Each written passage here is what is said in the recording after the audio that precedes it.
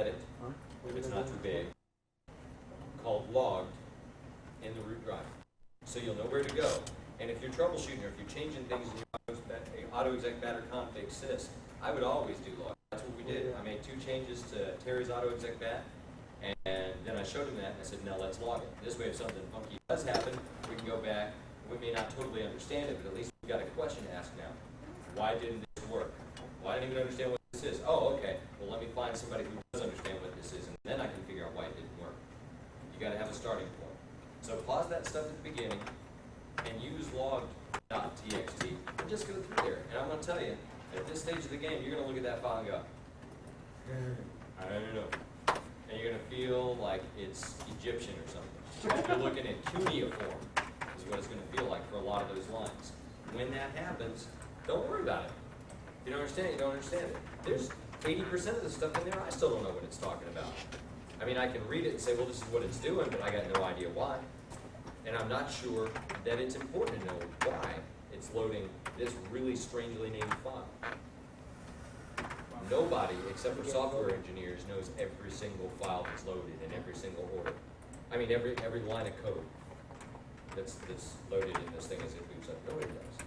And it wouldn't be helpful to you as a tech to know, except for maybe in 0.01% of the really bizarre cases. But if it's that bizarre,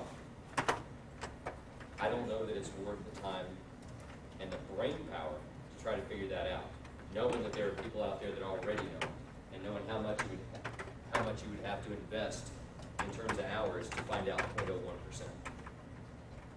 You see, this may sound like a silly comparison, but one of the ways that I learn helping me a lot.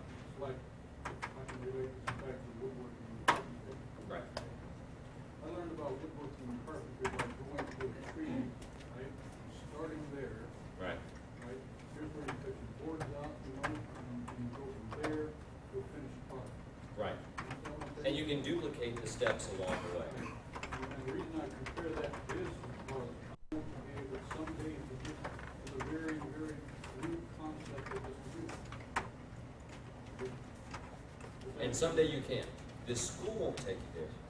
That's, if I understand you right, you're talking more of an engineering type thing than a tech thing. And you need a bunch more support than this gives. You need a regular engineering program with engineering math and things like that to support that effort to gain that kind of knowledge. You see, everybody has a goal, right? I may not be able to reach it, but that's Right. my goal. That's my focus point. This is a great place to start, as long as you set realistic goals for yourself too. And you never want to set goals that you can't achieve. We set real high standards in this class, right? And sometimes you guys think, there's no way. I'm getting an F, I'm flunking out, I'm gonna die. No. No, it's not set up that way. When we were talking about keyboarding 2 weeks ago, I gave you a clue as to exactly why we do what we do. We set a real high bar, knowing that most people are not gonna be able to get all the way up to it in this short a time. But if I set the bar lower and say, this is what we have to know, most people, by nature, are not gonna shoot higher than this when they're trying to get to this. When they know this is what I gotta get, they're not gonna shoot higher for them than that as they're trying to learn. So we set the bar here in the knowledge that even if you fall, you still fall to here.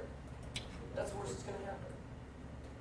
And if we get fortunate and everybody understands everything I say the first time, if I get that good and everybody has that